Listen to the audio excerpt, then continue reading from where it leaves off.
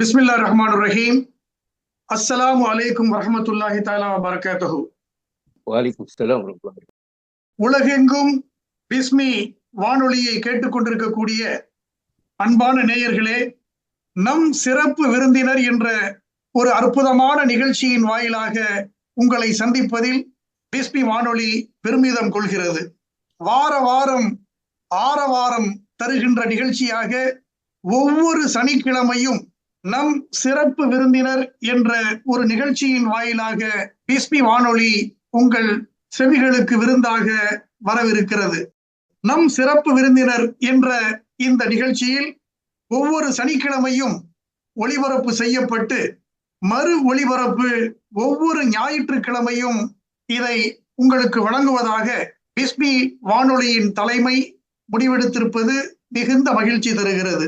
இந்த நிகழ்ச்சியினுடைய முதல் சிறப்பு விருந்தினராக நாம் நேர்காணல் இப்போது காணவிருப்பது சிங்கப்பூரில் மற்றும் தமிழகத்தில் அனைவருக்கும் மிகவும் அறிமுகமான ஒரு பேராசிரியர், எழுத்தாளர், கவிஞர், மொழிபெயர்ப்பாளர், ஆய்வாளர், சமூக சேவகர் என்று பல தளங்களில் இயங்கிக் கொண்டிருக்கக்கூடிய சிங்கப்பூர் ஜாமியா அற நிறுவனத்தில் துணைத் தலைவர் உள்ளிட்ட பல பொறுப்புகளை வகித்து தற்பொழுது சிங்கப்பூர் ஜாமியா அற நிறுவனத்தில் நிர்வாகம் மற்றும் சமய நல்லிணக்க அலுவல்களுக்கான பொறுப்பில் முதன்மை இயக்குனராக பணியாற்றி கொண்டிருக்கக்கூடிய அன்பு சகோதரர் அண்ணன் முனைவர் HM சலீம் அவர்களை நாம் இப்போது நேர்காணல் காணவிருக்கிறோம்.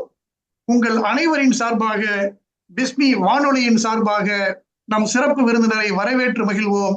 அஸ்ஸலாமு அலைக்கும் வரஹ்மத்துல்லாஹி பரகாத்துஹு. சலீம் அண்ணே.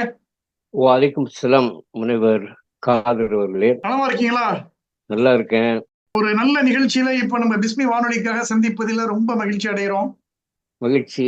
சிங்கப்பூரில் சமூக தளத்தில் சிறப்பாக செயல்பட்டு கொண்டிருக்கக்கூடிய பல்வேறு தமிழ் முஸ்லிம் சமூக தலைவர்களுக்கு இடையே என்னையும் முக்கியமான நபராக கருதி இந்த சிறப்பு நேர்காணலுக்காக என்னை தேர்வு செய்தமைக்கு முதற்கண் பிஸ்மி வானொலி இணைய வானொலியினுடைய பொறுப்பாளர் சகோதரர் சீனி ஜாஃபர் கனி அவர்களுக்கும் என்னை நேர்காணல் காண்பதற்கு இணங்கிய தகுதிமிகு டாக்டர் காதர் அவர்களுக்கும் முதற்கண் என்னுடைய நெஞ்சம் நிறைந்த நன்றியை தெரிவித்துக் கொள்கிறேன். ரொம்ப சந்தோஷம். அதாவது இந்த நேர்காணல் நாங்க காண்றது அப்படிங்கிறது மட்டும் இல்லாம உங்களுடைய அனுபவம், நீங்கள் கடந்து வந்த பாதை, உங்களுக்கு பெற்ற அனுபவங்களை எங்க பிஸ்மி நேயர்களோடு நீங்க பகிர்ந்து கொள்ளும் பொழுது அதில் நாங்கள் என்ன கற்றுக்கொள்ள முடியும், உங்களை ஒரு பாடசாலையாக நான் பார்க்கிறேன்.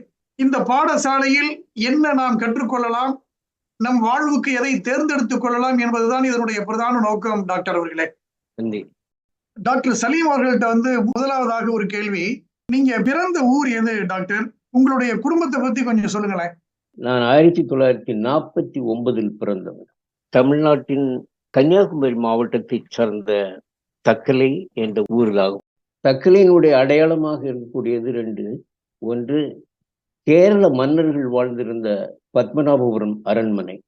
அது இந்தியா முழுக்க சுற்றுலா பயணிகளை கவர்ந்து வரக்கூடிய ஒரு தலம். அதனுடைய கட்டிடக்கலை சிறப்புகள் பலவிதமாகவும் புகழப்பட்டு வரக்கூடிய ஒன்று. இரண்டாவது, தக்கலினுடைய முக்கியமான அடையாளமும் சிறப்பும் அங்கே தக்கலை பீர் முகமது ஒலியுல்லா என்னும் சூஃபி ஞான பெரியாருடைய தர்கா இடம்பெற்றிருப்பது. இது முஸ்லிம்கள் மட்டுமல்லாமல் எல்லா சமயம் சார்ந்தவர்களும் அங்கே வருகை அளிக்கக்கூடிய ஒரு முக்கியமான தலம். இது என்னுடைய ஊர் பற்றியும் என்னுடைய பிறப்பு பற்றியும் உள்ள ஒரு சின்ன குறிப்பு. நான் ஒரு ஆலிம் குடும்பத்தை சார்ந்தவன் என்று கூறிக்கொள்வதில் பெருமைப்படுகிறேன். என்னுடைய பாட்டனார் தாஹா லப்பை அவர்கள் எங்களுடைய ஜமாத்தினுடைய இமாமாக இருந்தார்கள். அதற்கு பின் ஒரு 40 ஆண்டு காலம் என்னுடைய தந்தை மௌலவி டி ஹாமிம் ஆலிம் காதிரி அவர்கள் தக்கலை அஞ்சுவனம் பீர் முஹம்மதியா முஸ்லிம் அசோசியேஷன் என்ற எங்களுடைய ஜமாத்தினுடைய பேஷிமாமாக சிறப்பாக செயல்பட்டு கொண்டிருந்தவர்கள். அவர்கள் கன்னியாகுமரி மாவட்ட உலமாக்கள் சபையினுடைய தலைவராகவும் தமிழகத்திலும் மலேசியா, சிங்கப்பூர் போன்ற நாடுகளிலும் அறியப்பட்ட சமய பேருரையாளராகவும் செயல்பட்டு கொண்டிருந்தவர்கள். இது என்னுடைய பின்புலம். என்னுடைய இளைய சகோதரர் மர்ஹூம் டாக்டர் பீர் முகமது அவர்கள் சென்னை அண்ணா பல்கலைக்கழகத்தினுடைய நிர்வாகியல் துறை பேராசிரியராக பணியாற்றி வந்தவர். இப்படி கல்வி புலம் சார்ந்த பலர் என்னுடைய குடும்பத்தில் இருக்கிறார்கள். இது என்னுடைய பின்னணி. சிங்கப்பூர்ல கூட தக்கலை அசோசியேஷன், தக்கலை சங்கம் கூட இருக்குதுல்ல டாக்டர்? சிங்கப்பூர் தக்கலை முஸ்லிம் அசோசியேஷன் ஒரு அமைப்பு இங்க பல வருடங்கள் 70 வருடங்களுக்கு மேலாக செயல்பட்டு கொண்டிருக்கக்கூடிய ஒரு அமைப்பு. அல்ஹம்துலில்லாஹ். உங்களை ஒரு கல்வியாளராக நாங்க பல நேரங்கள்ல பார்த்திருக்கிறோம். உங்களுடைய இந்த இளங்கலை, முதுகலை பட்ட படிப்புகள், அதை பத்தி உங்களுடைய அனுபவத்தை சொல்லுங்களேன். என்னுடைய ஆரம்ப பள்ளி படிப்பு தக்கலை முஸ்லிம் லோவர் பிரைமரி ஸ்கூல் என்று தக்கலில் உள்ள ஒரு சின்ன பள்ளிக்கூடத்தில் தான் தொடங்கியது. உயர்நிலை பள்ளி படிப்பும் தக்கலை அரசினர் உயர்நிலை பள்ளியில் தான் படித்தேன். இளங்கலை பட்ட படிப்பிற்காக நான் சேர்ந்தது ஒரு 131 ஆண்டு பழமை மிக்க கன்னியாகுமரி மாவட்டத்தில் புகழ்பெற்ற ஸ்காட் கிறிஸ்தவ கல்லூரியில் நான் சேர்ந்து பொருளாதாரம் மற்றும் அரசியல், புள்ளி விவரியல் போன்ற துணை பாடங்களை எடுத்து நான் படித்தேன். 1969 நான் உயர் தகுதியுடன் அந்த BA பட்டப்படிப்பை முடித்தேன். அதன் பின்னர் என்னுடைய முதுகலை சமூக பணியியல் துறை சார்ந்த படிப்பிற்காக புகழ்பெற்ற சென்னை லயோலா கல்லூரி அங்கே சேர்ந்து என்னுடைய MA degree in social work என்ற பட்டப்படிப்பினை பல்கலைக்கழக முதன்மை மாணவராக நான் வெற்றி பெற்றேன் 1972. தொடர்ந்து கல்வி பட்ட பெறுவதில் கொஞ்சம் இடைவெளி விட்டு 2010ஆம் ஆண்டு அழகப்பா பல்கலைக்கழகத்தில் இரு துறை சார்ந்த ஒரு பொருளை எடுத்துக்கொண்டு தக்கலை பீர் முகமது அப்பாவுடைய ஞான இலக்கியங்கள் பற்றி முனைவர் பட்ட ஆய்வினை மகளிரியல் துறை மற்றும் தமிழ் துறை சார்ந்து அழகப்பா பல்கலைக்கழகத்தில் பகுதி நேர ஆய்வாளராக சேர்ந்து என்னுடைய முனைவர் பட்டத்தை 2010ஆம் ஆண்டு நான் சிங்கப்பூர் வந்த பின்னர் தான் அங்கே முனைவர் பட்டம் பெற்றேன். இது என்னுடைய கல்வி பயணம் பற்றிய ஒரு சின்ன குறிப்பு டாக்டர் கால்தன். மிக்க சந்தோஷம். உங்களை முனைவர் டாக்டர் சலீம்னு சொன்னாதான் சிங்கப்பூர்ல பலருக்கும் தெரியும். அந்த வகையில அந்த முனைவர் பட்டம் சூஃபி இலக்கியத்துல நீங்க பண்ணது ஒரு மிகப்பெரிய ஒரு சிறப்பாக நான் கருதுறேன். அது மட்டும் இல்லாம தமிழ்நாட்டில் நீங்க ஒரு துணை பேராசிரியராகவும் பணியாற்றி இருப்பதாக சொல்றாங்களே, டீச்சிங்ல அதுல எப்படி உங்களுக்கு ஆர்வம் வந்துச்சு? நீங்க ஏன் ஒரு துணை பேராசிரியராக போய் சேர்ந்தீங்க? இது எந்த கல்லூரியில பணியாற்றினீங்க? நான் என்னுடைய முதுகலை பட்ட படிப்பை முடித்த உடனேயே, காரணம் நான் பல்கலைக்கழக தகுதியுடன் வெற்றி பெற்ற காரணத்தினால் நான் கல்லூரி பேராசிரியராக தொழில் செய்ய வேண்டும் என்ற ஆர்வம் இளம் பருவத்திலிருந்தே என்னுடைய மாவட்டத்தை சார்ந்த பலர் பேராசிரியர்களாக இருக்கிறார்கள். அவர்களை பார்த்து நானும் ஒரு பேராசிரியராக வேண்டும் என்று எண்ணியிருந்தேன். அப்போது கோவையில் இயங்கிக் கொண்டிருக்கக்கூடிய பூசாக்கோ கலை அறிவியல் கல்லூரி, PSG குரூப் ஆஃப் இன்ஸ்டிடியூஷன் என்பது கோவை மாவட்டத்தினுடைய ஒரு அடையாளம். கல்வி சார்ந்த பல்வேறு அமைப்புகள், PSG arts college, PSG college of technology என்று பல்வேறு அமைப்புகளை அவர்கள் இப்போது மெடிக்கல் காலேஜ் கூட அவர்கள் நடத்தி கொண்டிருக்கிறார்கள். அங்கே நான் என்னுடைய விண்ணப்பத்தை போட்டவுடன் உடனடியாக அங்கிருந்து நேர்காணலுக்காக எனக்கு அழைப்பு வந்தது. கல்லூரி முதல்வர் பேராசிரியர் DKP வரதராஜன் அவர்கள் என்னை நேரடியாக அழைத்து பேசி, நீங்கள் எங்களுடைய கல்லூரியில் துணை பேராசிரியராக சேர வேண்டும் என்றார். அந்த நேர்முகமும் கொஞ்சம் வித்தியாசமாக இருந்தது. அவர்களிடம் ஒரு சில என்னுடைய அகாடமிக் பின்னணியை பற்றி தெரிந்து கொண்டு உடனே பட்ட மேற்படிப்பு மாணவர்களுடைய வகுப்புக்கு சென்று நீங்கள் ஒரு 10 நிமிஷம் இந்த மாணவர்களுக்கு வகுப்பெடுங்கள் என்று சொன்னார். இளங்கன்று பயமறியாது என்பது போல அப்போது நான் நேரடியாக அந்த வகுப்பில் சென்று ஏதோ ஒரு சப்ஜெக்டை பற்றி ஒரு 10 நிமிஷம் பேசினேன். உடனே முதல்வரும் அங்கே ஒரு வகுப்பில் இருந்தார். அவர் எழுந்து வந்து, நீங்கள் வரலாம், என்னுடைய அறையில் சந்தியுங்கள் சொல்லி அன்று தொடங்கியது என்னுடைய துணை பேராசிரியர் பணி. இந்த பூசாக்கோ கலை அறிவியல் கல்லூரி தன்னாட்சி பெற்ற கல்லூரியாக மாறிய சமயத்தில் நான் அங்கே பணியாற்றி கொண்டிருக்கின்றேன்.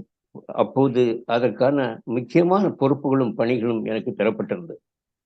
அந்த நிறுவனத்தினுடைய நெறியாளர் சென்னை பல்கலைக்கழக பேராசிரியராக இருந்த டாக்டர் ஜி.ஆர். தாமோதரன், ஜிஆர்டி என்று அறியப்படக்கூடிய ஒரு கோயம்புத்தூரில், அவர்கள் நேரடியாக என்னை அழைத்து கோவை மாவட்ட கல்லூரி மாணவர் சோசியல் சர்வீஸ் லீக் என்ற ஒரு அமைப்பை உருவாக்க வேண்டும், அந்த மாவட்டத்தினுடைய எல்லா மாணவர்களும் அதில் செயல்பட்டு சமூக பணியில் நாட்டம் கொள்வதற்கு அவர்களை செய்ய வேண்டும், அதற்குரிய ஒருங்கிணைப்பாளராக நான் உன்னை அடையாளப்படுத்தி இருக்கிறேன் என்று சொல்லி அந்த பொறுப்பினை தந்தார்கள்.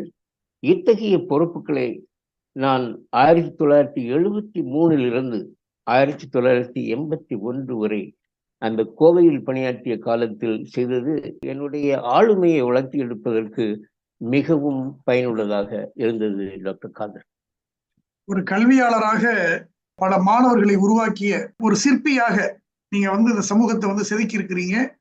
அது அழியாத செல்வமாகிய அந்த கல்வியை புகட்டிருக்கிறீங்க. கேட்கவே ரொம்ப பெருமையாக இருக்கு டாக்டர்.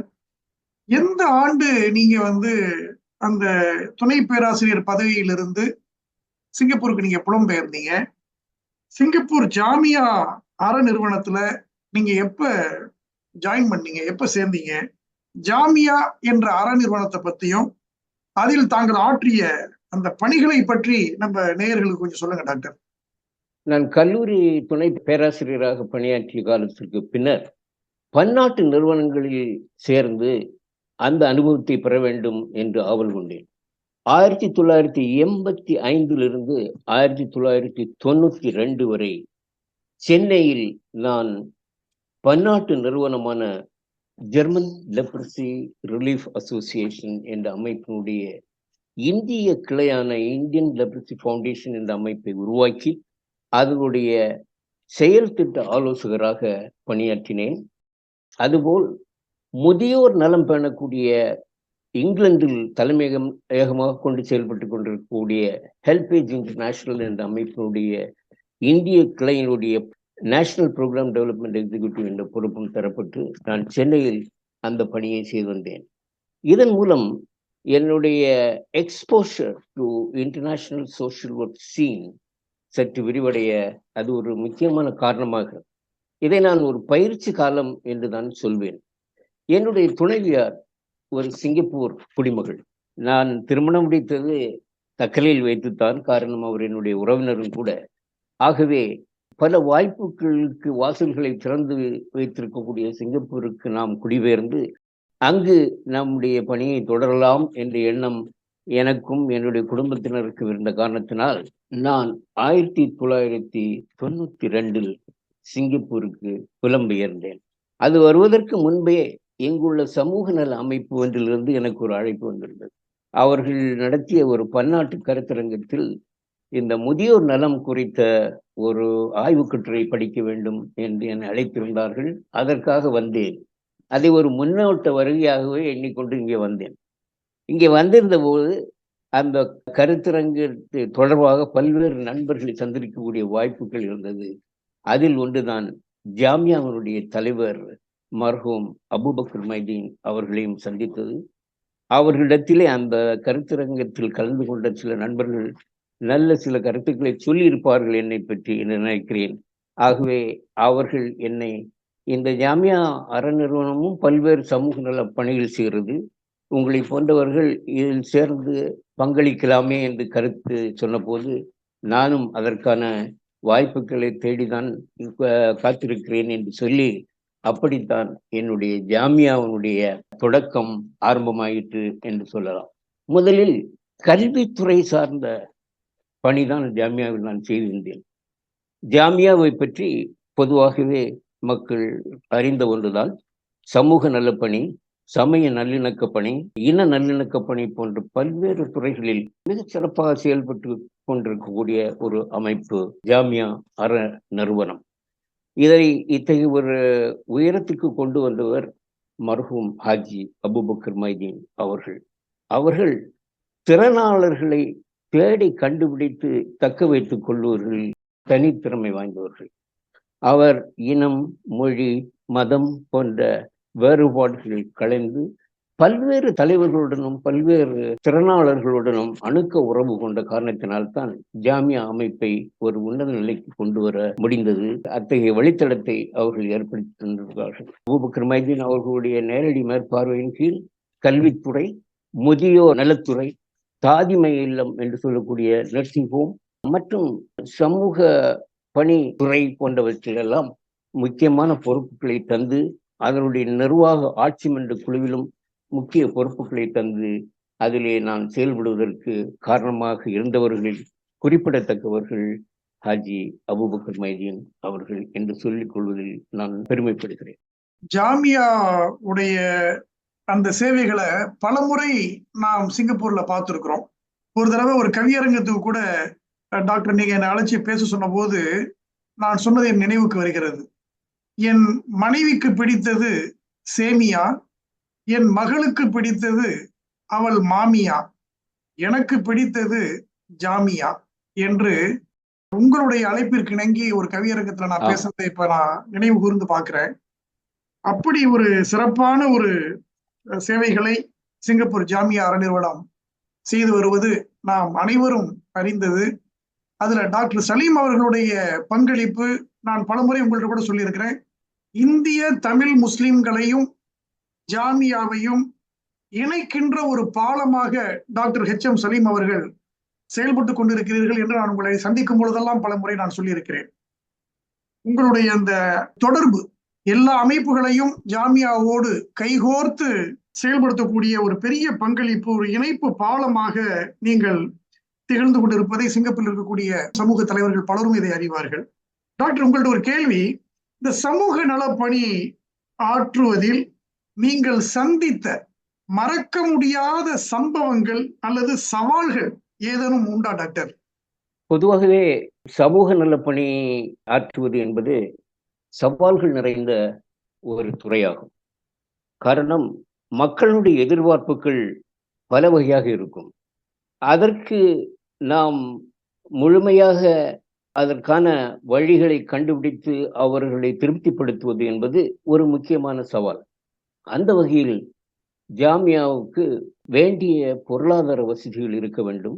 அது சம்பந்தமான துறை சார்ந்தவர்களுடைய நல்ல கருத்தாடல்களை கலந்து ஆலோசித்து நமக்கு அவர்கள் தரக்கூடிய கருத்துக்களை செயல்படுத்தி காட்ட வேண்டும்.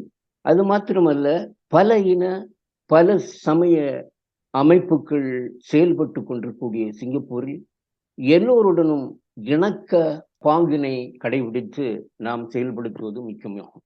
இந்த வகையில நான் மீண்டும் சொல்கிறேன், சிங்கப்பூரில் சிறப்பாக செயல்பட்டு கொண்டிருக்கக்கூடிய சில நிறுவனங்களான Singapore Buddhist lodge, Taoist federation, Catholic arch diocese, Taoist federation, Hindu endowment போன்ற அமைப்புகளின் தலைவர்களுடன் நேரடியாகவும் திட்டம் சார்ந்தும் பல்வேறு செயல் திட்டங்களை உருவாக்கி நாங்கள் செயல்படுத்தி கொண்டிருக்கிறோம். இந்த ஓப்பன்னஸ், எல்லோரையும் இணைத்து செயல்படக்கூடிய ஒரு தன்மைதான் ஜாமியா போன்ற அமைப்புகளுடைய வெற்றியின் பின்னணியாகும். நாங்கள் மட்டும் இதை தனியாக செய்கிறோம், எங்களுடைய பொருளை நாங்கள் இதற்கு செலவழிக்கிறோம் என்ற ஒரு பான்மை இல்லாமல் எல்லோரும் சேர்ந்து இணைந்து அரசாங்கத்தினுடைய ஆதரவுடனும் நல்லெண்ணத்துடனும் பல்வேறு செயல் திட்டங்களை செயல்படுத்தி கொண்டிருக்கக்கூடியதுதான் நம்முடைய வெற்றிக்கு காரணம். அதுவே ஒரு மிகப்பெரிய சவால் என்றும் நான் சொல்வேன். இந்த துறையிலே பணியாற்றுவதற்காக ஆழ்பலம் முக்கியமானதாகும். அவர்கள் சமூக நலம் சார்ந்த சிந்தனை உள்ளவர்களாக இருக்க வேண்டும். எல்லா வயதினரையும் சேர்த்து கொள்ள வேண்டும். ஆண் பெண் என்ற வித்தியாசம் இல்லாமல் நாம் அவர்களை ஒருங்கிணைத்து நம்முடைய நோக்கத்திற்காக அவர்கள் எந்தவித சுயநல நோக்கமும் இல்லாமல் செயல்படக்கூடியவர்களை கண்டுபிடித்து சேர்த்து செயல்பட வேண்டும். அது ஒரு முக்கியமான சவாலாகும். அந்த சவாலை சமாளித்து கொண்டு நடப்பதுதான் முக்கியம். எங்களுடைய ஆட்சி மன்ற குழுவில் பல்வேறு மக்கள் இருக்கின்றார்கள். 32 பேர் இருக்கிறார்கள். அதில் நம்முடைய தமிழ் முஸ்லிம் தலைவர்கள் ஹாஜி ஜாஃபர் கனி போன்றவர்கள் அதில் செயல்பட்டு கொண்டிருக்கின்றார்கள். இவர்களுடைய கருத்துக்கள் எல்லாம் அவர்கள் அது நடைபெறக்கூடிய கூட்டங்களில் தரக்கூடிய கருத்துக்கள் கவனமாக கேட்கப்பட்டு கவனத்தில் கொள்ளப்படும். அதுபோல் அவர்களால் இயன்ற அளவுக்கு எத்தகைய உதவிகளை செய்வதற்கு முன் வருகிறார்கள். இதுபோல் பல இன மக்கள், பல இன தலைவர்களையும் சேர்த்து செயல்படுவதுதான் முக்கியமான சவாலாகவும் சாதனையாகவும் ஜாமியாவுக்கு அமைந்திருக்கிறது. புதிய புதிய தலைவர்களை நாம் உருவாக்க வேண்டும். இளம் தலைமுறையினருக்கு நல்ல வாய்ப்புகளை கொடுக்க வேண்டும். அவர்களுடைய கருத்துக்களையும் எண்ணங்களுக்கும் செவி கொடுத்து கேட்க வேண்டும். அப்படி வரும்போதுதான் நாம் எதிர்கால தலைமுறைகளுக்கு வழிவிட்டு வழிகாட்டி நம்முடைய செயல் திட்டங்களை சிறப்பாக நடத்தி கொண்டு செயல்பட முடியும், வெற்றி காண முடியும் என்பதில் நான் அசைக்க முடியாத நம்பிக்கை கொண்டவன். அதாவது பல மலர்களை எல்லாம் தொடுத்து ஒரு மலர் மாலை செய்வதைப் போல ஜாமியா அறநிறுவனத்தில் நீங்களும் உங்களுடைய தொண்டு ஊழியர்களும் நிர்வாகமும் இணைந்து ஒரு மாலையை தயாரித்து பல நிறுவனங்களோடு ஒருங்கிணைந்து செயல்படுவது ஒற்றுமை எனும் கயிற்றை பற்றி பிடித்துக் கொள்ளுங்கள் என்ற திருமறை வசனத்தை உங்களுடைய நேர்காணல் எங்களுக்கு நினைவூட்டுவதாக நான் கருதுகிறேன். மிக அற்புதமாக சொன்னீங்க டாக்டர். டாக்டர், உங்களை ஒரு படைப்பாளியாக, எழுத்தாளராக, மொழிபெயர்ப்பாளராக நாங்க பார்க்கிறோம். நீங்க இதுவரைக்கும் எத்தனை நூல்கள் எழுதியிருக்கிறீங்க? எப்ப முதலாக நீங்க எழுத ஆரம்பிச்சீங்க? நிறைய கட்டுரைகள் நீங்க எழுதியதாக சொல்றாங்க. உங்களுடைய படைப்புகளை பற்றி கொஞ்சம் சொல்லுங்க டாக்டர். சூஃபி இலக்கியங்கள் மீது எனக்கு தனித்த ஈடுபாடு உண்டு. சிறு வயது முதலேயே எங்களுடைய மாவட்டத்தில் பல்வேறு சூஃபி ஞானிகளுடைய படைப்புகளை பற்றி கேட்டும் தெரிந்தும் அதற்காக நடைபெறக்கூடிய உரையரங்குகளில் அமர்ந்து செவிமடுப்பதும் அவர்களுடைய சூஃபி பாடல்களை பாடி பயில்வதும் இயல்பாகவே நானும் எனது வயதுத்தவர்களும் செய்து கொண்டிருந்த ஒரு முக்கியமான இதுதான். தமிழ் இலக்கியத்தின் மீது எனக்கு தனித்த ஈடுபாடும், நான் படித்தது எக்கனாமிக்ஸ் அண்ட் சோஷியல் ஒர்க். ஆனால் என்னுடைய நாட்டம் தமிழ் இலக்கியத்தின்பால் இருந்ததற்கு முக்கியமான காரணம் என்னுடைய கல்லூரி பேராசிரியர் பெருமக்கள் என்றுதான் சொல்ல வேண்டும். வித்வான் அபூபக்கர் என்ற ஒரு பெருமகனார் மிகச் சிறப்பாக தமிழ் வகுப்புகளை அவர் என்னுடைய BA எக்கனாமிக்ஸ் நான் படித்துக் கொண்டிருந்த போது அவர் என்னுடைய இலக்கியத்தை என்னுடைய இதயத்தில் பதிய வைத்தவர். பல்வேறு கட்டுரைகளை உள்ளூர் மற்றும் பன்னாட்டு கருத்தரங்கள், மாநாடுகளில் எல்லாம் இந்த சமய நல்லிணக்கம், தமிழ் இலக்கியம் தொடர்பான பொருள்களில் நான் படைத்திருக்கிறேன் பல்வேறு காலகட்டங்களில். இதுவரை நான் ஆகஸ்ட் மாதத்தில் வெளியிட இருக்கின்ற ஒரு நூலையும் சேர்த்து 14 நூல்கள் நான் வெளியிட்டுள்ளேன். முழுமையாக நான் எழுதி எடிட் பண்ணிய நூல்கள், இன்னும் சில நண்பர்களுடன் சேர்ந்து படைத்த நூல்கள் என்று மொத்தம் 14 நூல்கள் நான் படைத்துள்ளேன். Social work in leprosy eradication என்பது என்னுடைய முதல் நூல், ஆங்கில நூல். டைமென்ஷன்ஸ் இன் லெப்ரசி எராடிகேஷன் என்ற இன்னொரு வால்யூம் தொகுப்பு நான் சென்னையில் பணியாற்றிய ஜெர்மன் லெப்ரசி ரிலீஃப் அசோசியேஷனுடைய பொன்விழா ஆண்டில் வெளியிட கண்டது. என்னுடைய சூஃபி இலக்கியம் தொடர்பான முதல் நூல் அப்பாவியம் என்ற நூல். தக்கலை பீர் முகமது அப்பா அவர்களுடைய ஞான இலக்கியங்கள், இறை வேட்டல்கள் எப்படி கையாளப்பட்டுள்ளன என்பதை பெற்றுள்ள விரிவான ஒரு நூல். அதுபோல் சூஃபிகள் எப்படி இயற்கை சார்ந்த எண்ணங்களை தங்களுடைய பதிவுகளில் கொண்டிருக்கிறார்கள் என்பதை வலியுறுத்தக்கூடிய இயற்கை பாடம் என்ற நூலை வெளியிட்டுள்ளேன். அடுத்து நம்முடைய சிங்கப்பூர் கவிஞர் ஷானவாஸ் அவர்கள் எழுதிய கவிதை நூல் சுவை பொருட்டன்று என்பதை ஆங்கிலத்தில் மொழிபெயர்த்து not and to the taste என்ற நூலை வெளியிட்டுள்ளேன். கவிஞர் இசாக் அவர்கள் சில மஸ்னவியில் இருந்து சில துளிகளை மஸ்னவி துளிகள் என்று ஒரு கவிதை நூலை உருவாக்கி தந்தார்கள். அதை ஆங்கிலத்தில் டிராப்லெட்ஸ் ஆஃப் மஸ்னவி என்று மொழிபெயர்த்து சிங்கப்பூர் தேசிய நூலகத்தில் நாங்கள் வெளியிட்டோம். அதற்கு பின்னர் சூஃபிகள் எப்படி சூக்கும சொல்லாடல்களில் துறை போக்கியவர்களாக இருந்திருக்கிறார்கள் என்பதை பற்றி மிக விரிவாக தக்கலை பீர் முகமது அப்பா அவர்களுடைய ஞானப்புகழ்ச்சி நூலை அடிப்படையாக வைத்து எழுதிய எழுத் என்ற நூல். இதில் எப்படி எழுத்துக்கள் சூக்கும சொல்லாடலாக, உரையாடல்களாக பயன்படுத்தப்பட்டிருக்கின்றன, உயர்ந்த தத்துவங்களையும் மனிதர்களுக்கும் இறைவனுக்கும் இடையேயான தொடர்புகளை பற்றி பேசப்படுகிறது என்பதை அந்த எழுத்தன்ப நூல் வெளியிருக்கிறது. பேராசிரியர் திண்ணப்பன் அவர்கள் அதற்கு அறிமுக வரை தந்திருக்கிறார்கள். அடுத்து கட்டுடையும் கற்பிதங்கள் என்ற நூல் என்னுடைய பல்வேறு சிங்கப்பூரில் வெளியான கட்டுரைகளுடைய ஒரு தொகுப்பாகும். அந்த நூலும் 2002 வெளிவந்தது. அதுபோல் சென்னையில் உள்ள ஒரு நண்பர் எழுதிய நுகத்தடி என்ற கவிதை நூலை ஆங்கிலப்படுத்தி த யோக் என்ற ஒரு நூலை வெளியிட்டேன்.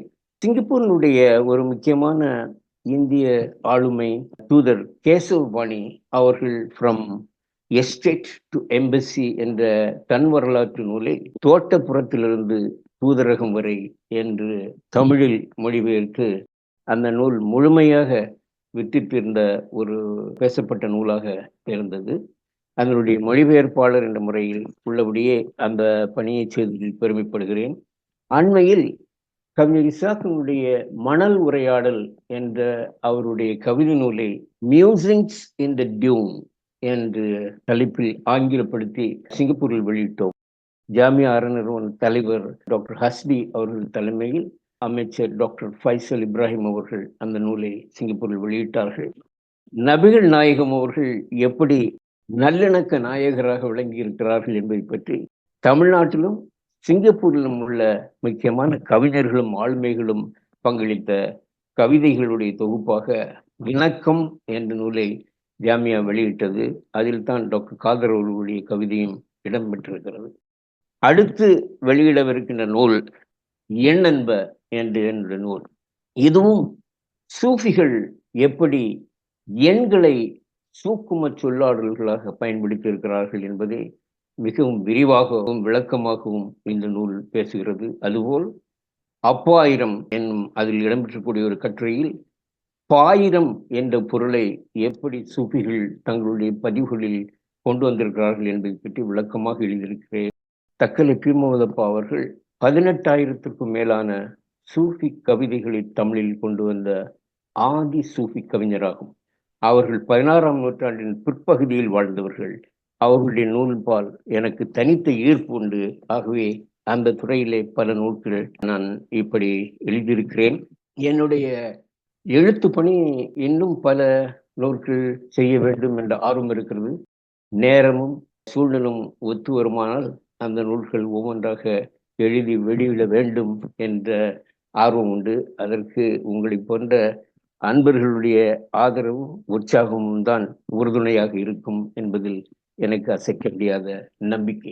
இன்ஷா அல்லாஹ் நிறைய நீங்க எழுதுவீங்க, நிறைய நீங்க எழுதணும், அதை நாங்கெல்லாம் வாசிக்கணும், உங்களுடைய அனுபவத்தை நாங்க படித்து பயன்பெறணும். இன்ஷா அல்லாஹ் அதற்கான வாய்ப்புகளை அல்லாஹ் தஆலா கிரியேட் பண்ணி தருவான். ஒரு விஷயம் டாக்டர், நீங்க உங்களுடைய குடும்பத்தை பற்றி சொல்லும் பொழுது உலமாக்கள் மார்க்க அறிஞர்கள் நிறைந்த ஒரு குடும்பத்துல நீங்க பிறந்திருக்கிறீங்க. சூஃபி இலக்கியத்துல முனைவர் பட்டம் ஆய்வு செய்து சூஃபி இலக்கியத்துல நீங்க முனைவர் பட்டம் பெற்றிருக்கிறீங்க. எனக்கு என்ன ஒரு கேள்வினா, எத்தனையோ இலக்கியங்கள், சங்க இலக்கியங்கள், இப்படி பல இலக்கியங்கள் இருக்கும் பொழுது அந்த சூஃபி இலக்கியத்துல உங்களுக்கு ரொம்ப மிகுந்த ஆர்வம் எப்படி ஏற்பட்டது? சூஃபி இலக்கியத்துடைய தனி சிறப்பு என்ன? உங்களை கவர்ந்த, உங்கள் மனதில் நிறைந்த இடம் பிடித்த அந்த சூஃபி யார்? மனிதர்களுக்கும் இறைவனுக்கும் உள்ள தொடர்பினையும் மனிதர்கள் குறித்த ஆழமான புரிதல்களையும் கொண்டவர்கள் சூஃபிகள் என்று சொல்லக்கூடிய தத்துவ ஞானிகள், மெய்ஞானிகள். இந்த மெஞ்ஞானிகள் தங்களுடைய பல மொழிகளிலும் தங்களுடைய படைப்புகளை கொண்டு வந்திருக்கிறார்கள். குறிப்பாக சூஃபி என்று சொல்லக்கூடிய ஜலாலுத்தீன் ரூமி அவர்கள், அதுபோல் இன்னும் பலர் இருக்கின்றார்கள். தென்னகத்தில், குறிப்பாக தமிழகத்தை பொறுத்தளவில் பல சூஃபி ஞானிகள் இருக்கின்றார்கள். தக்கலை பீர் முகமது அப்பாவுடைய பெயரை நான் குறிப்பிடுவதற்கு காரணம், அவர்கள்தான் அறியப்படக்கூடிய ஒரு மூத்த சூஃபி ஞானி அவர்கள். நான் குறிப்பிட்டது போல 18,000க்கும் மேற்பட்ட நூல்கள் அவர்களுடைய ஆக்கங்களாக வந்திருக்கின்றன. அவற்றில் ஒன்றுதான் ஞான புகழ்ச்சி என்ற நூல். இதிலே ஒரு குறிப்பு, ஞான புகழ்ச்சி ரஜப் 14வது நாள் அவர்கள் அடங்கி இருக்கக்கூடிய தர்காவில் முற்றோதல் நடைபெறும். முன்பு சிங்கப்பூர், நீங்கள் குறிப்பிட்ட தக்கலை முஸ்லிம் அசோசியேஷன் அன்பர்கள் அதிக எண்ணிக்கையில் இருந்த காலத்தில் இங்கும் அந்த முற்றோதல்கள் நிகழ்ச்சிகள் நடந்து இருக்கின்றது. அது வெறும் இசை நிகழ்ச்சியாக இல்லாமல் எப்படி இறைவனுடைய வேண்டுதல்கள், இறைவனை பற்றிய புரிதல்களை இந்த ஞானிகள் தங்கள் பதிவுகளில் கொண்டு வந்திருக்கிறார்கள் என்பதை பற்றி பேசக்கூடிய நூலாக இருக்கின்ற காரணத்தினால் அதில் நான் சின்ன வயதிலிருந்தே ஓரளவு அதோடு தொடர்பு உள்ள காரணத்தினால் எனக்கு அதில் தனித்த ஈடுபாடும் ஈர்ப்பும் இருக்கு. நான் என்னுடைய துறை சார்ந்த பதவிகளிலும் பொறுப்புகளிலுமே கவனம் செலுத்தி கொண்டிருக்கலாம். இருந்தாலும் சூஃபி இலக்கியங்கள் என்னோடு பயணிக்கின்றன.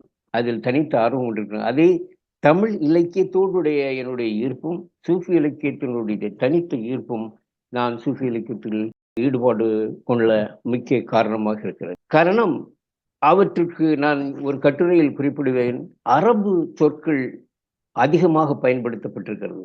பொதுவான தமிழ் வெளியில் அந்த சொற்கள் பற்றிய புரிதல்கள் இல்லாத காரணத்தினால்தான் அது பற்றிய பரப்புரைகள் இன்னும் கொஞ்சம் தீவிரப்படுத்தப்படவில்லை.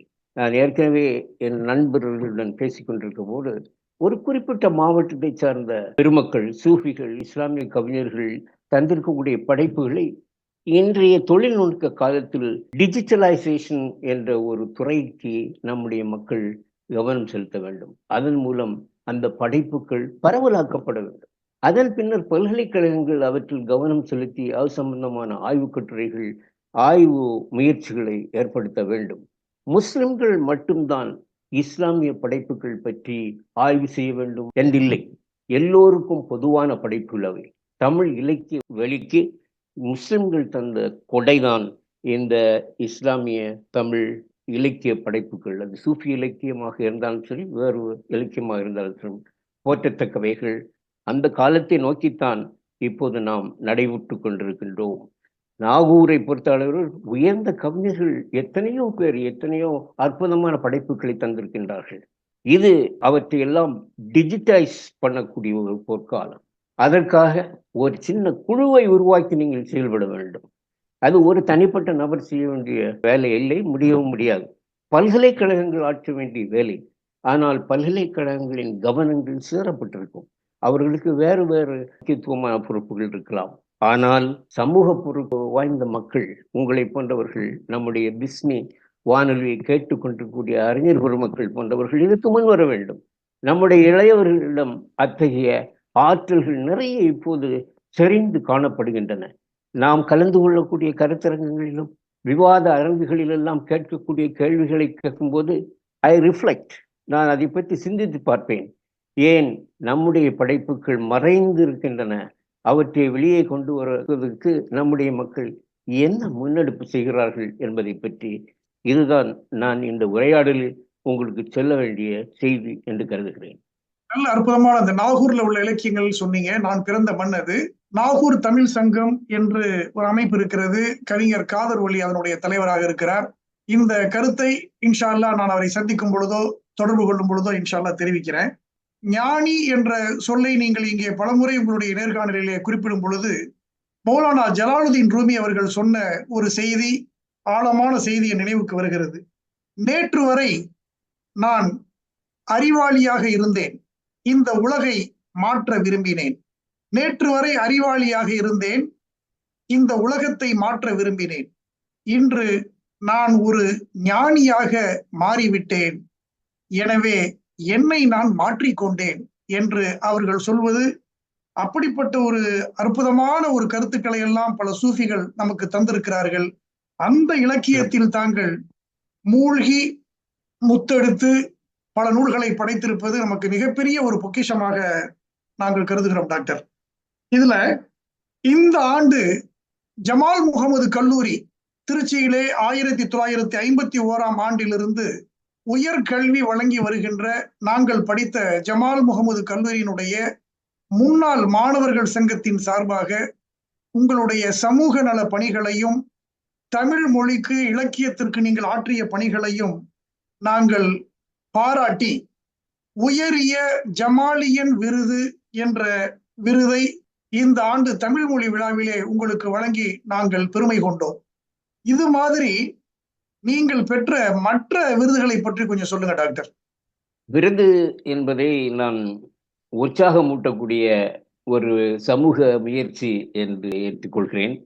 தனிப்பட்ட முறையில் அது ஒரு பெரிய சாதனை என்று கருதி நீங்கள் தரவில்லை. இதுபோல் பலரும் முன்வர வேண்டும் என்ற நல்ல நோக்கத்தில் தான் அந்த விருதுகள் ஒருவரை அடையாளப்படுத்தி தரப்படுகிறது. ஜமாலியன் விருது வழங்குவதற்கு முன் வந்த ஜமால் முகமது கல்லூரி முன்னாள் மாணவர் சங்கத்திற்கும் அதனுடைய தலைவர் என்ற முறையில் டாக்டர் காதர் அவர்களுக்கும் எனது நன்றியையும் கடப்பாட்டையும் மீண்டும் ஒரு முறை நான் தெரிவித்துக் கொள்கிறேன். நான் 2006 ஆண்டு லயோலா கல்லூரியினுடைய golden jubilee award for excellence in social work training என்ற விருதினை பெற்றேன். அதுபோல் ஜாமியாவினுடைய 75வது ஆண்டு நிறைவை முன்னிட்டு 2007 லாங் சர்வீஸ் அவார்டு என்ற ஒரு சிறப்பு தகுதி தரப்பட்டது. அதுபோல் ministry of community development long service volunteer award என்ற விருதினும் தரப்பட்டிருக்கிறது. சிங்கப்பூர் கடைநல்லூர் அசோசியேஷன் 2015 ஆனா மொய்தீன் விருது தமிழ் மொழி மாதத்தை முன்னிட்டு எனக்கு வழங்கி சிறப்பித்தது. அந்த வரிசையில் தொடர்ந்து நியூயார்க் யூனிவர்சிட்டியினுடைய ஹையர் எஜுகேஷன் ஆப்பர்ச்சுனிட்டி டிபார்ட்மெண்ட் சார்பில் ஹார்மனி அவார்டு என்ற விருது 2006 ஆண்டு எனக்கு வழங்கப்பட்டது. இது நான் பெற்ற ஒரு சில விருதுகள் பற்றிய ஒரு சுருக்கமான ஒரு தகவல். அல்லாஹ் மேன்மேலும் உங்களுக்கு நிறைய விருதுகளையும் வெற்றிகளையும் தந்து இம்மையிலும் மறுமையிலும் உங்களுக்கு உயர்ந்த பதவியை எல்லாம் அல்லாஹ் தங்களுக்கு தந்தருள்வானாக என்று பிஸ்மி நிர்வாகத்தின் சார்பாகவும் பிஸ்மி நேயர்களின் சார்பாகவும் உலக முஸ்லிம்கள் சகோதரர்கள் அத்துணை பேரின் சார்பாகவும் உங்களுக்காக நாங்கள் துஆ செய்கிறோம், பிரார்த்திக்கிறோம். நேர்காணலுடைய நிறைவுக்கு நாம் கிட்டத்தட்ட வந்துவிட்டோம். இன்னும் 2 கேள்விகளோடு இன்ஷா அல்லாஹ் நாம் இதை நிறைவு காணலாம். ஒரு முக்கியமான கேள்வி, சற்று கடினமான கேள்வியும் கூட. இதில் எங்களுக்கு சில படிப்பினைகள் இருக்கும் என்பதாக உங்களுடைய பாத சுவடுகளை பார்த்து நாங்கள் நடக்க வேண்டும் என்ற எண்ணத்தில் இந்த ஒரு கேள்வியை உங்கள்கிட்ட முன்வைக்கிறேன். வாழ்க்கை என்ற சொல்லுக்கு நீங்கள் தருகின்ற அர்த்தம் என்ன? நல்ல கேள்வி, சற்று கடினமான கேள்வியும் கூடத்தான். வாழ்க்கை என்பதற்கு நான் காணக்கூடிய பொருள்பட வாழ்வு. வாழ்க்கை வாழக்கூடிய நாட்களை வைத்தோ வாழக்கூடிய விதத்தை வைத்தோ வகைமைகளை வைத்தோ தீர்மானிக்கப்படுவதுள்ளது. எத்தகைய நோக்கங்களை கண்டடைவதற்காக நாம் வாழ்ந்து கொண்டிருக்கிறோம் என்பதே தான் முக்கியம். பொருள்பட வாழ்தல் என்பது பொருள் ஈட்டுவதற்காக வாழ்தல் என்ற அர்த்தமல்ல. பொருள்பட வாழ்தல் நம்முடைய வாழ்க்கை நமக்கும் நம்முடைய குடும்பத்திற்கும் நாம் சார்ந்த சமூகத்திற்கும் நாட்டிற்கும் பயன்மிக்க பொருள் மிக்க ஒரு வாழ்வாக அமைய வேண்டும் என்பதுதான் நம்முடைய நோக்கமாக இருக்கும். பொருள்பட வாழ்தலே வாழ்க்கையின் நோக்கமாகும் என்பதுதான் என்னுடைய சுருக்கமான பதில். மிக அற்புதமாக சொன்னீங்க. நீங்க சொல்லும் பொழுது எனக்கு திருக்குறள் ஒன்று அப்படியே வந்து போகிறது கண் முன்னே. ஈதல் இசைபட வாழ்தல் அது வல்லது ஊதியம் இல்லை உயிர்க்கு என்று திருவள்ளுவர் சொன்னது. பொருள்பட வாழ வேண்டும் என்று தாங்கள் சொல்வது எல்லாம் ஒன்றோடு ஒன்றாக ஒருங்கிணைந்து செல்லக்கூடிய. ஒருத்தர் நண்பர் சொல்லுவாரு, துட்டு கொடுப்பதல்ல வாழ்க்கை, விட்டு கொடுப்பதே வாழ்க்கை என்று ஒருவர் சொல்லுவார். வாழ்க்கை என்ற சொல்லில உள்ள முதல் 2 எழுத்து வாழ் என்ற வினை சொல்.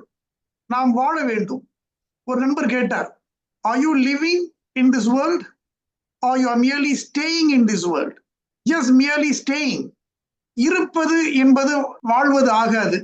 அதை டாக்டர் ரொம்ப அற்புதமாக நீங்க சொன்னீங்க, மிக சரியாக சொன்னீங்க. நிறைவாக பிஸ்மி வானொலி நேயர்களுக்காக நிறைவான ஒரு கேள்வி. தங்களுடைய அனுபவத்தால் பிஸ்மி நேயர்களுக்கும் பொதுமக்களுக்கும் குறிப்பாக இளைய தலைமுறைகளுக்கும் தாங்கள் கூற விரும்பும் வழிகாட்டுதல் ஆலோசனைகள் என்ன டாக்டர்? அனுபவத்தின் அடிப்படையில் நான் சில கருத்துக்களை பதிவு செய்ய விரும்புகிறேன். இன்றைய உலகம் பல மாற்றங்களை சந்தித்துக் கொண்டிருக்கிறது. எல்லா துறைகளிலும், அன்றாட வாழ்க்கையிலும், பொருள் ஈட்டக்கூடிய முறைகளிலும் வகைகளிலும், தனிப்பட்ட குழுவினர்களுடையவும் நாடுகளுக்கிடையேயான உறவிலும் மாற்றங்கள் ஏராளமாக இன்றைக்கு உலகம் சந்தித்துக் கொண்டிருக்கிறது. அந்த சூழலில் நாம் சில இறுக்கமான முடிவுகளையும் இறுக்கமான கொள்கைகளையும் மட்டும் கடைபிடித்துக் கொண்டிருக்கின்றால் நாம் அடுத்த அடி வைத்து முன்னேறுவது மிகவும் கஷ்டமாகிவிடும். ஆகவே ஒரு இணக்கமான சூழ்நிலையை உருவாக்கி எல்லோருடையும் கலந்து வாழக்கூடிய, இணங்கி வாழக்கூடிய ஒரு பண்பினை வளர்த்துக் கொள்வதுதான் வெற்றியின் அடிப்படை, வெற்றியின் ரகசியமாகும். இளைஞர்களுடைய கருத்துகளுக்கு நாம் செவிமடுக்க வேண்டும். சின்ன பிள்ளைகளுக்கு என்ன தெரியும் என்ற பழைய தத்துவங்கள் இன்று செல்லுபடியாகாது. இன்றைக்கு இணையம் வாசல்கள் விரிய திறந்து வைத்து தகவல்களை எல்லாம் வீடு தேடி விரல்கள் தேடி கொண்டு சேர்க்கின்றன. ஆகவே அதில் மிகவும் பழக்கமும் ஆர்வமும் உள்ள இளையர்கள் பல்வேறு செய்திகளின் சேமிப்பு கிடங்காக இன்றைக்கு நம்முடைய உலாவிக் கொண்டிருக்கின்றார்கள். அவர்களை நாம் பொருட்படுத்துகிறோமா? அவர்களை மதித்து அவர்களுடைய கருத்துக்களை நாம் சில முடிவுகள் எடுக்கும்போது கேட்கின்றோமா என்றால் பலர் அப்படி செய்வதில்லை. காரணம், நம்முடைய மைண்ட் செட் என்று சொல்லக்கூடிய மன ஓட்டங்களும் சிந்தனைகளும் சற்று பழமையான முறையிலேயே இன்னமும் பயணித்துக் கொண்டிருக்கிறது. இதிலிருந்து சற்று மாறி இளைஞர்களின் கருத்துக்களுக்கு நாம் செவிமடுக்க வேண்டும். அவர்கள் சொல்வதற்கு ஏன் அது சரியாக இருக்கக்கூடாது என்று சிந்திக்க வேண்டும். புதிய சிந்தனைகள் அப்போதுதான் தோட்டத்து மலர்களைப் போல் புதிதாக நித்தம் நித்தம் மலர்கின்ற மலர்களைப் போல் நித்தம் நித்தம் புது கருத்துக்கள் புது சிந்தனைகள் வளர வேண்டும் என்றால் ஆர்வம் உற்சாகம் என்னும் நீர் ஊற்றி நம்முடைய இளைஞர்களுக்கு ஊக்கம் தர வேண்டும். கை கொடுத்து முன்னேறச் செய்வோம். அவர்களுக்கு என் பின்னால் எனக்கு முந்தைய தலைமுறை நிற்கிறார்கள். அவர்களிலிருந்து நான் கற்றுக்கொண்டது நிறைய, ஆனால் அவர்களுக்கு நாம் செய்ய வேண்டியதும் நிறைய என்ற கருத்தை அவர்கள் மனதில் ஆழ வைப்பதன் மூலம் புதிய தலைவர்களை நாம் உருவாக்க முடியும். புதிய அறிஞர்களை நாம் உருவாக்க முடியும். புதிய படைப்பாளர்கள் நம்முடைய மகிழ்க்கக்கூடிய காலம் வந்து சேரும் என்ற கருத்தினை இந்த பிஸ்மி இணைய வானொலி நிலையத்தினருக்காக நான் பதிவு செய்ய விரும்புகிறேன். இந்த நேரத்தில் பிஸ்மி வானொலியும் ஒரு பெரிய சமூக கடமையினை யாரும் முன்வந்து செய்யாத ஒரு சமூக கடமையினை ஆற்றிக் கொண்டிருக்கின்றார்கள். சகோதரர் சீனி ஜாஃபர் கனி அவர்கள் அன்றாடம் ஓடி ஓடி இரவும் பகலும் பிஸ்மி பிஸ்மி என்று சிந்தித்து அதற்கான நண்பர் வட்டத்தை சேர்த்து பல்வேறு அமைப்புகளோடும் பேசியும் உரையாடியும் இந்த பிஸ்மியை உலகத்தின் 95 நாடுகளுக்கு கொண்டு சேர்த்திருக்கிறது. ஒரு சாதாரண சாதனை இல்லை. அதற்காக அவர்களுக்கு யாராவது சிறப்பு செய்திருக்கிறார்களா என்று நான் பார்க்கிறேன். ஆனால் இதுவரை அவருக்கு இந்த பிஸ்மி வானொலிக்காக வேண்டிய ஒரு விருது இதுவரை தரப்படவில்லை. அது தரப்படக்கூடிய காலம், அந்த ரெகக்னிஷன் வெகு விரைவில் அவரை வந்தடைய வேண்டும். அதோடு மட்டுமல்லாமல் பல மொழிகளிலும் இந்த இணைய வானொலி கொண்டு செல்லப்பட வேண்டும். இஸ்லாத்திற்கும் நம்முடைய தமிழ் முஸ்லிம்களுக்கும் இது செய்யக்கூடிய, சிங்கப்பூருக்கும் குறிப்பாக நாம் செய்யக்கூடிய ஒரு பெரிய கௌரவமாக இந்த பிஸ்மி இணைய வானொலியை நான் காண்கிறேன் என்ற கருத்தையும் பதிவு செய்து, இந்த வாய்ப்பினை தந்த பிஸ்மி வானொலிக்கும் என்னை இத்தனை நேரம் பொறுமையாக உரையாடல் நடத்திய டாக்டர் காதர் அவர்களுக்கும் எனது நெஞ்சார்ந்த நன்றியர்களை தெரிவித்து அமைகின்றேன். வஸ்ஸலாமு அலைக்கும் வரஹ்மத்துல்லாஹி தஆலா வபரகாத்துஹு. வலைக்கும் அஸ்ஸலாம் வரஹ்மத்துல்லாஹி வபரகாத்துஹு. டாக்டர், மிக அற்புதமான ஒரு நேர்காணலை தந்தீங்க. இறைவனை வணங்கி வாழ வேண்டும், எல்லோரோடும் இணங்கி வாழ வேண்டும், இளையர்களை அரவணைத்து செயல்பட வேண்டும், இளையர்களுடைய கருத்துக்களுக்கு செவிமடுத்து ஊக்கம் தர வேண்டும் என்ற நல்ல தகவல்களை நீங்க பகிர்ந்துகிட்டீங்க. பிஸ்மி வானொலி ஏறத்தாழ 7 ஆண்டுகளாக செயல்பட்டு வருகிறது. சுமார் 6 லட்சத்திற்கு மேற்பட்ட நேயர்கள் உலகின் பல நாடுகளிலிருந்து இதை செவிமடுத்துக் கொண்டிருக்கிறார்கள். மிகுந்த சிரமத்தோடு பெரிய 2 யானைகளை தன் 2 தோள்களிலே தூக்கி அன்பு சகோதரர் சிங்கப்பூர் பிஸ்மி வானொலியுடைய தலைவர் தலைமை நிர்வாகியான நண்பர் ஹாஜி சீனி ஜாஃபர் கனி மிகப்பெரிய ஒரு பொறுப்பை எந்த விதமான உண்மைக்கான லாப நோக்கம் இல்லாமல் அல்லாஹுடைய திருப்பொருத்தத்தை பெற வேண்டும் என்ற ஒரே நோக்கத்தோடு அவர் செயல்பட்டு கொண்டிருக்கிறார் என்பது நான் அறிந்தது. அதற்கு உலக முஸ்லிம்கள், உலக சகோதரர்கள், பிஸ்மி நேயர்கள் உலகின் எந்த மூலையில் இருந்தாலும் அவர்கள் தங்களுடைய பங்களிப்பை, ஆதரவை தந்து இந்த உலகம் இருக்கும் வரை, கியாமத் நாள் வரை பிஸ்மி வானொலி காற்று இருக்கின்ற வரை அதை நாம் போற்றி புகழக்கூடிய ஒரு வானொலியாக இருந்து தீன் பணி ஆற்ற வேண்டும், தமிழ் பணி ஆற்ற வேண்டும், சமூக தொண்டு ஆற்ற வேண்டும், இலக்கிய பணி ஆற்ற வேண்டும், ஆன்மீக பணி ஆற்ற வேண்டும், மனித நேய பணி ஆற்ற வேண்டும் என்று வாழ்த்தி இவ்வளவு நேரம் நம்மோடு இணைந்திருந்த பிஸ்மி வானொலி நேயர்கள் அத்துணை பேருக்கும் நம்முடைய வாழ்த்துக்களையும் சலாத்தையும் சொல்லி நிறைவு செய்கிறோம். அனைவருக்கும் நன்றி. மற்றொரு நம் சிறப்பு விருந்தினர் நிகழ்ச்சியில் இன்ஷா அல்லாஹ் மீண்டும் சந்திப்போம்.